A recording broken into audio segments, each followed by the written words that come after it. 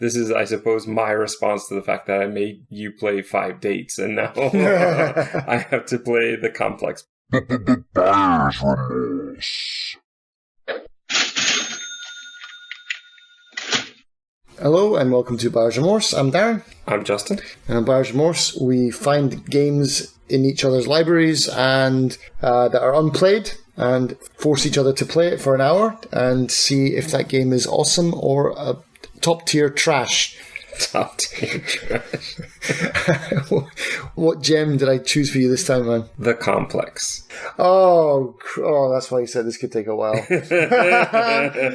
Oh, man. Let me get the details out of the way. Yep. Developed by Wales Interactive, Good Gate Media, Little Jade Productions, published by Wales Interactive, released in March of 2020. Recent and overall, mostly positive. It is about $13 a base. I don't know what I got it for because I would have got it in one of their many variety of FMV bundles when it was on sale. Yep. So specifically what I got this game for, I just didn't bother to look it up, but much cheaper than $13. $13 is not much for an FMV game, but yeah, I mean, it's Wales Interactive and we've had a bit of hit or miss. This is, I suppose, my response to the fact that I made you play 5 Dates and now I have to play the complex because it's pretty much the same thing. I didn't really like 5 Dates, but you had it, so I had you play it. Mm-hmm. I seem to remember you saying you didn't really like the complex, and so you had me play it. Yeah. All right. Tit for tat battles here. Let me read their store description. Mm-hmm. After a major bioweapon attack on London, which is not true, by the way, 2 scientists find themselves in a lockdown laboratory with time and air running out. The Complex is an interactive sci-fi thriller movie where your decisions lead to one of 8 suspenseful endings. By the way, at the end of the game, it said I got ending 1 of 9, so there must be 9 endings. So they managed to screw up their own store page then. I feel like there's so many things about this that are wrong. It's not a bioweapon attack. It is a bioweapon. It's not even meant to be a weapon. Mm-hmm. It's meant to heal people, but how? Because it just hurts people. We're going to get into that, I guess, but it's not a bioweapon attack. No, it's a virus leak, isn't it? Yeah. Yeah. From a lab. Yeah. But it's not even a virus. It's these nanocells. Yeah, that's right. All right. Anyway. I don't know if I want to go beat for beat, but I will say this. Consider this your spoiler warning. This is nothing but story. This is more movie than game. I think when they call it a movie in the store page, that is much more accurate than calling it a game. Mm-hmm. And I'm going to have to talk about it to talk about what happens because all it is story. So if you really don't want to know any of the story, I would say go away now, come back later after you play it if you really want to. But my recommendation would be don't play it unless you happen to already have it. Yeah, unless you get it bundled. Yeah. How Long to Beat has this game at 1.5 hours, which is pretty much how long I played it for. Extra is 2.5 hours. Complete is 3.5 hours. I only played it through once, so I don't know if it has skippable things. I assume that it does. I don't think you could do extra at 2.5 without skipping some stuff. All 9 endings in just 3.5? Just double the time almost, yeah. That'd be impressive. Nah, you'd have to skip. Usually Wales Interactive games have that skip. The second time around, yeah, you're not allowed to skip anything first time. I will say this, though. What amazing timing. Yeah, because this was obviously getting made before. Long before COVID became a pandemic. Yep. I do not know how, I guess just coincidence, but to be released in March when the world was fully in lockdown, a lockdown movie that was made pre-lockdown just in time to be released while everybody was dealing with it. I kind of wonder if people like it for that or if people hated it for that. You did this to us. Well, not so much that, but I think the idea during the lockdown times was we want escapist stuff. We want to feel like we're not in lockdown. And now you just give me a game where we are in lockdown. You're just giving us a COVID simulator. Yeah. But as well, I mean, this was early when things were still very unsure of what was going to happen in the real world at that time. But the way they treat safety and masks in this game is so laughable. Mm-hmm. And I think it would have been laughable even pre-pandemic, but definitely post after we've lived through it all. Incredibly ridiculous. Yeah. Okay, so let's talk about the film by Paul Rashid. We're going to start in Kindar in Southeast Asia, a totally made-up country. We have a volunteer medical camp where there are 2 patients, and of course it's going to lead to the fact that we're only going to have the vial to save one. Right. You either choose the boy or the pregnant woman. Who are you going to choose? Obviously the boy. I probably should have. I don't think it gives any stats as far as, I think, like the telltale thing of 80% chose this person. Pregnant lady will remember that. But it didn't really do any of that kind of stuff. But I guess it does lead into possibly what ending you get or something. I guess so. I just did my whole thing. I just didn't touch the keyboard until I had to. I let it all play out. Okay. And I think she's default. Or I think maybe you have to choose between these two. I don't think there's a timer on this. You can turn the timer off, by the way, in the settings. Oh, can you? Yeah. Which is good because the timer is really short for some of these. Also, sometimes just watching the movie that you forget you're actually playing a game. Mm-hmm. Whoops, I need to quick put my hand back on the mouse again. Yeah. Because I haven't had to do anything in about 10 minutes. At least that's what it feels like. No, that's right. Yeah, it's like just sitting there watching, and you're like, oh wait, I'm actually playing this. Okay, yeah. And of course, it's Wales Interactive, so we're going to see a familiar face. In this case, it's one of the actors from Who Pressed Mute on Uncle Marcus. Okay, well, so that'll be more fresh in your memory because we did that for the Gaps podcast. So, yeah. Which character from? Because I played this. Okay, I'm going to tell you, and I'm going to have to cut this out. Oh, is he in this? Right, okay. What is interesting, though, sorry, listeners, you're going to miss out on that, is the fact, in this case, that actor plays a volunteer doctor in a war-torn country. Ooh, it's connected. I'm already drawing lines now. Which is just quite interesting when you look at those two and the juxtaposition. Right. His acting is the same level here, though. Oh, God, yeah.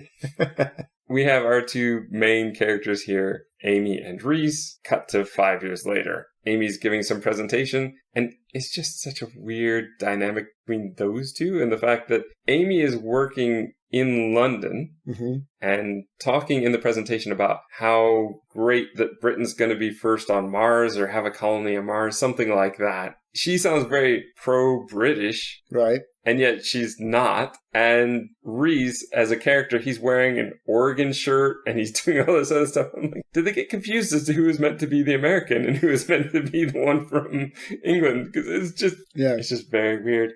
Familiar face here as well. The head of this company we're going to get to, Kate Dickie, I believe, was in Game of Thrones. Oh, wow. Okay. Yeah. Blank. Who was she in Game of Thrones? Pretty sure she was Lisa Arryn. Okay. Cat Stark's sister. Oh, right. Okay. Yeah. I know. I didn't place her then. I blanked on her as well. Okay. Yeah, of course, if I'm wrong, I'll just edit that out later.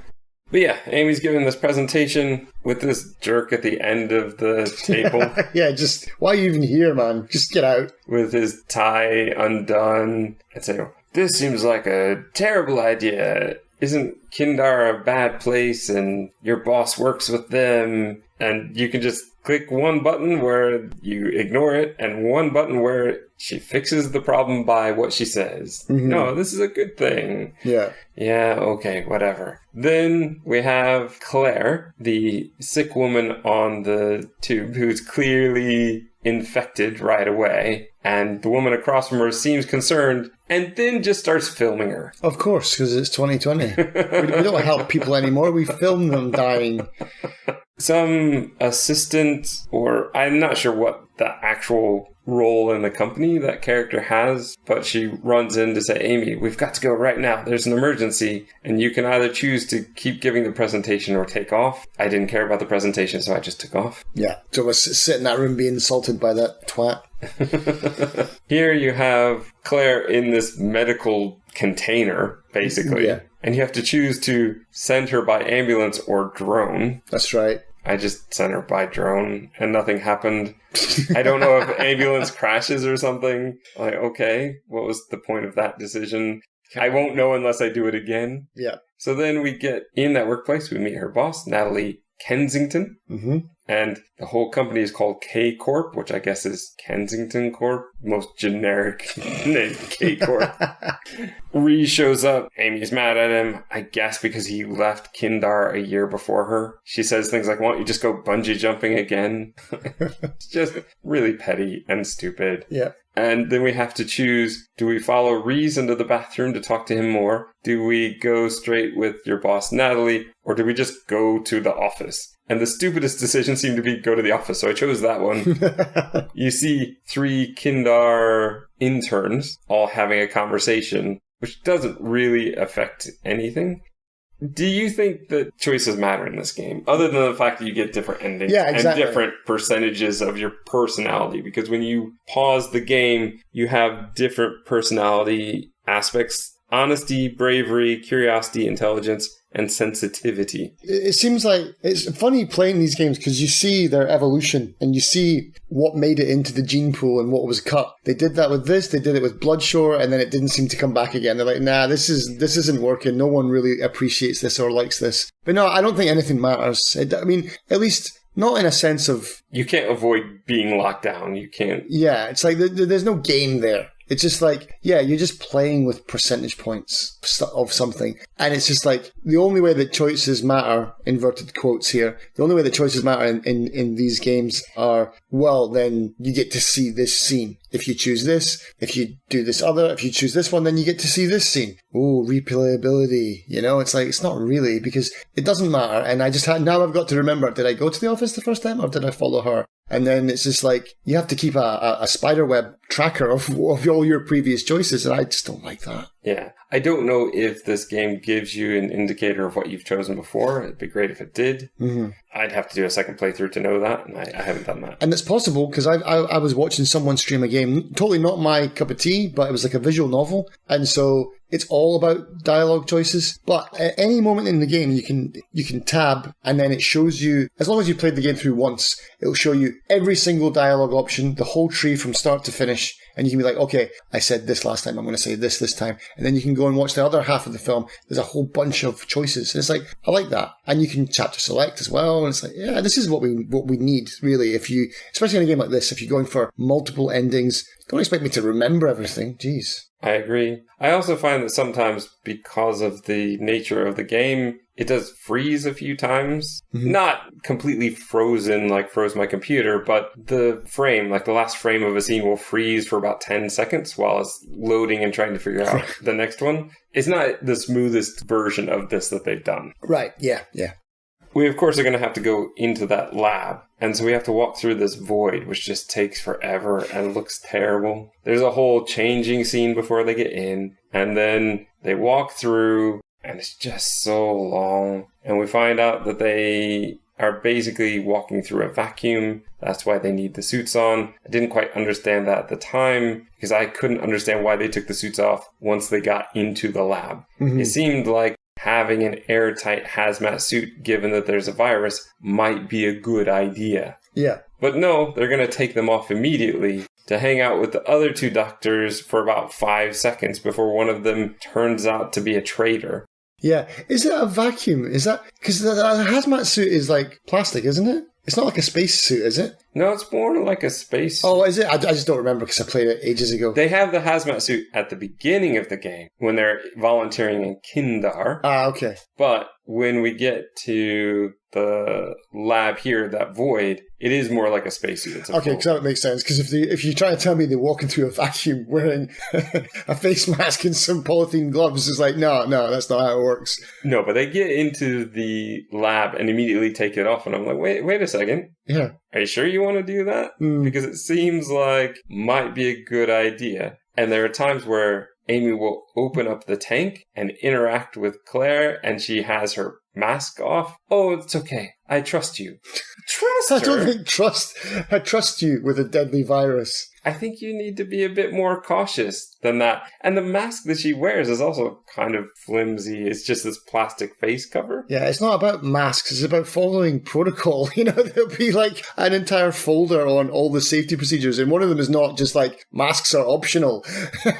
There's a part where Reese apparently stabs himself with the needle he took from Claire, but in a way that makes no sense whatsoever. Yeah. And it doesn't look good the way they've done it either. It's just stupid. It's just there for the plot point. Yeah. Oh, but let's talk about this stupid betrayal. Mm-hmm. Because nobody saw that coming. Yeah. There's a Russian guy. He goes to lift a cart because I told him to move it. And he goes, oh, my shoulder's hurting. Mm-hmm. Gets the other one to do it. Rather than lifting it, she opens it. And there's an acid bomb inside that's comically bad. It's just this obvious CG cloud that comes out. Mm-hmm. And then she has this burn rash on her neck. And I guess she's dead. And there's a fight. So Reese gets stabbed. Knife is still in him. And the Russian guy gets knocked out. So now he's on the ground. And at one point, Claire in the tank says, oh, can you move the bodies?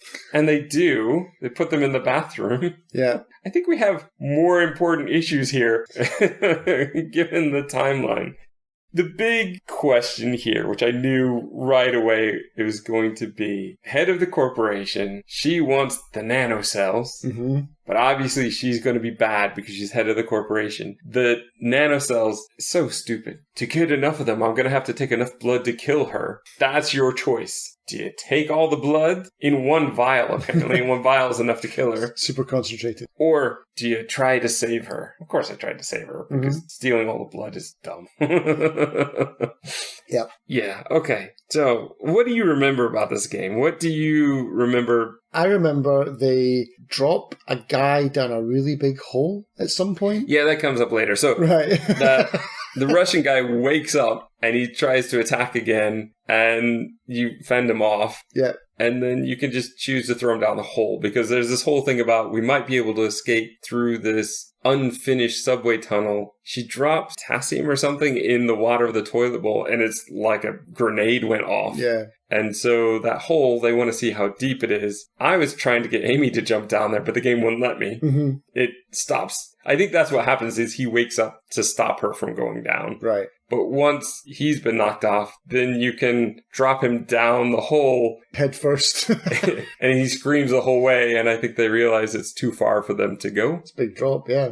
Yeah, I remember that. And then I remember the kind of other betrayal that happens later on. It's like this place has been infiltrated by people from Kindar. Yeah, I think they're the other interns, which is why I think we saw them before. They're trying to break through. They get oxygen into the void, but they can't seem to get into the actual lab. Yeah, because there's a bit where there's like guys coming. It's like the longest chase scene ever, where it's like, they're coming. They're still coming. They're still coming. It's just it's so anticlimactic. It's like watching a fight in space. Like I said, that void is just too big. The walk is too long. You have that betrayal, and you have where you can remove the oxygen, and that kills two of them, but they're still the last person that you're worried about. If you can put a disease into that room, there's going to be a flash explosion that will get rid of everything. Yes. Except for guns, apparently. Because there's ash and just two guns sitting there.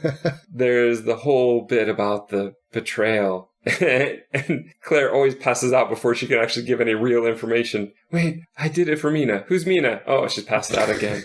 Your boss is very bad. She did terrible things. What do you mean by that? Oh, Claire's passed out again. And then Claire, who's now in a hospital gown, so she's obviously had her clothes removed, pulls a USB memory stick out and says, I've got the proof. Where did that come from? Yeah, exactly. Exactly. But all of this is to save nanocells that are meant to heal broken bones and huge cuts. Yet the only thing we've seen it do is killing Claire and killing Reese. Yeah, just murdering everybody. These nanocells are a failure. Well, for their objective purpose. Yeah. You know, if the idea is they're meant to heal, they're not working. Yeah, your research is going wrong at some point. If they are meant to kill, which is maybe what the boss wants, maybe that's why they're important. But if so, why would we want to save them? That gives us as the player no reason to want to save these nanocells. If we showed those nanocells were somehow helping Reese, that would make a difference. And also, they don't, for doctors, they pulled the knife out of his leg, which you shouldn't do unless you have the equipment to do some surgery repairs, something. Yeah. But they can't even find a proper first aid kit. So you would not pull this knife out. No. It makes zero sense. And these are people who should know better. Yes, medical professionals, yeah. And not just medical professionals, ones who have served in emergency services. Yep. They should know better. Yeah. Just makes them look incredibly stupid and inept. Almost like they're actors. The technology in this game looks awful. Like all of the screens that they are pressing on. It doesn't look terrible, but it looks terrible when you're trying to pretend it's real and in the real world. Wasn't the screen like something out of the Matrix 3, where it's like this kind of weird touchy air touch typing stuff, was it? It wasn't air touch, but it was what I think is just sort of a It was like projected a holographic image. Screen kind of thing, wasn't it? Like, I think it was over a light table. Okay. I just remember. So I think it's meant to look like a gigantic tab, basically, right. that they're working from, or like a Star Trek control panel. Right. But none of it looks real. It looks so cheap. Again, if it was probably in a different video game that wasn't FMV, it would probably be fine. It would look okay. Not great, but okay. But when you're trying to put it against real actors, it just looks terrible. The acting is not great for the most part. The writing of this is not great. The story is not compelling. I don't care about any of the characters or what's going on. It feels predictable. I just couldn't get into this. And I only stuck through it because I was playing it for the podcast. And because I know if it says on how long to beat it's going to be 1.5 hours, that means that's how long just to watch it once. Yeah. And I should at least watch it once. So that is what I did. There you go.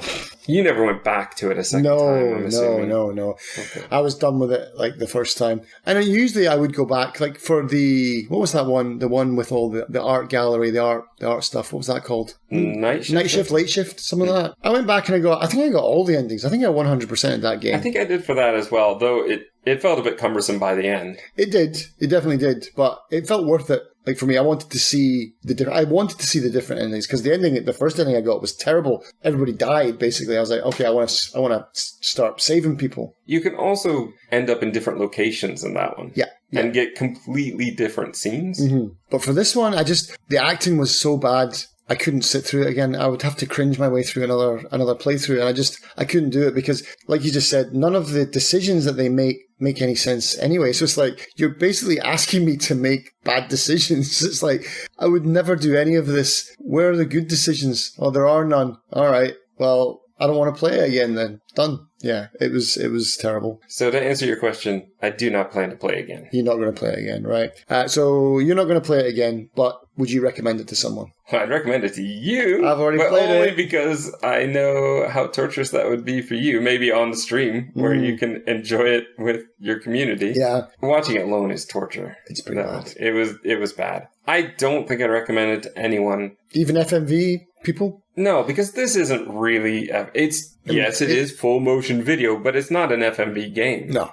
This is a choose-your-own-adventure game with really weak choices and things that don't really seem to matter. Yeah, it's like if you got $10 to spend, you would not tell someone, "Oh, you should get the complex." Like, no, that's just not happening. No, they're even within the Wales Interactive. I have other ones I would suggest over this. Yeah, but it's just not worth it. It's the length of a movie, but it's not a movie. Or at least it's the length of a movie, but it's a bad movie. Yeah, I mean, this is a C-level movie. Mm-hmm. If we can be that bold. It's just not good. And it's so slow. So much of what happens in this, like they're trying to build in all these twists and turns, but it's the amount of plot you would get in a short film, a good short film. Right. And you have to take an hour and a half to do it. You could totally cut out everything in Kindar, really. Mm-hmm. You could get rid of most of the other stuff because I feel like their relationship doesn't work and that romantic thing that they're trying to make happen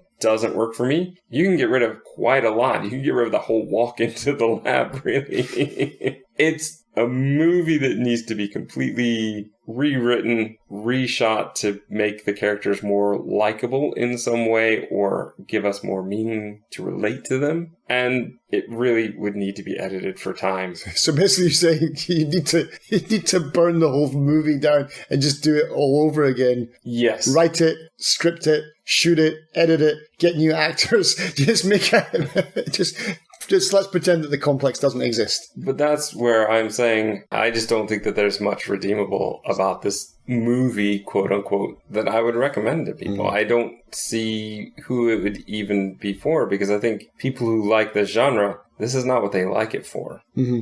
Is there anyone you would recommend it to? No, I wouldn't recommend it. Like you said, exactly that. It's like, even from Wales Interactive's own catalogue, there are far better options. I like the more game ones, like The Bunker or Who Pressed Mute on Uncle Marcus. Even Late Shift to an extent, which is where things started moving away from actual game and more into interactive film. But they took this interactive film route, and I just feel like it just didn't work out for them. You know, there's also the what was it? Not the Dr. Decker one. The Shape-Shifting Detective. Shape-Shifting Detective was all right. I didn't mind that one either. That was more of a mystery to solve as well. That it wasn't so much a game. It was still a movie, playable movie, but it was like there was a mystery to solve. But yeah, the complex Bloodshore, and they went off on that, your percentage stats of how you're emotionally feeling. It's like, no one cares. And if it mattered, then I would care, but it doesn't seem to really matter in Bloodshore, and I don't think it matters in this either. Maybe it does unlock a cutscene or something. I don't know. So, tag-wise, would you even say this is an FMV game then? No. Or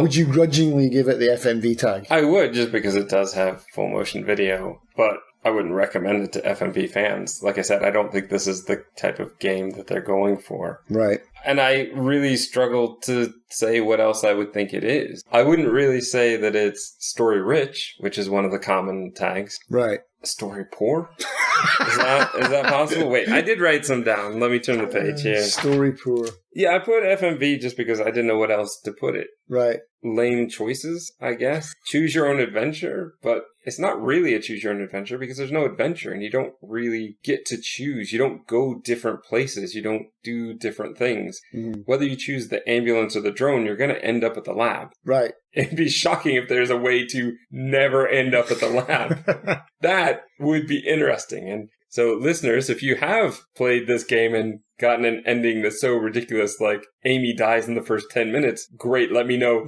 That would possibly change my perspective on the game. But as it is, it feels like it's all funneled. Two choices that always lead back to the same main line. Yeah. And I can't imagine how it has 9 endings. And I honestly don't even want to go watch a YouTube thing of it. I probably should. I should probably be curious what they do. But I mean, that's pretty bad. It's like when the game's got you that bad that you don't even care about the other endings. Like, nah, and you won't even watch a YouTube walkthrough of it. It's like, that's pretty bad. That's a new level. So I put it down as FMV, weak storytelling, and boring. Oof. Le Grand oof. I got 1 out of 9 endings, 81 out of 196 scenes discovered, 81 decisions made, personality altruistic. Oh, there you go. And the ending, you basically get a voiceover thing for the ending I got that says, Natalie Kensington was arrested. And that's it. Well, there you go. I mean, Amy escapes in the most ridiculous way ever. Mm-hmm. And she runs all the way to London because she's not in the center of London. She has to run through some huge open field to get there. And somehow this whole group of people from the lab can't catch her. Yeah. And they have a subway here in the middle of the field? They were going to have one, but it was unfinished. Okay. And that was not in the field. It was underneath the whole lab. Like, I guess this lab was making so much money they were going to pay to have a stop. Right, okay. Yeah, I mean, it's a bit, that's a bit ridiculous as well. Yeah. It's just dumb. It's just so dumb. I can't get over. So, buyer's confirmation or buyer's remorse then? Oh, this is definitely remorse. Remorse. It was an hour and a half longer than I wanted it to be.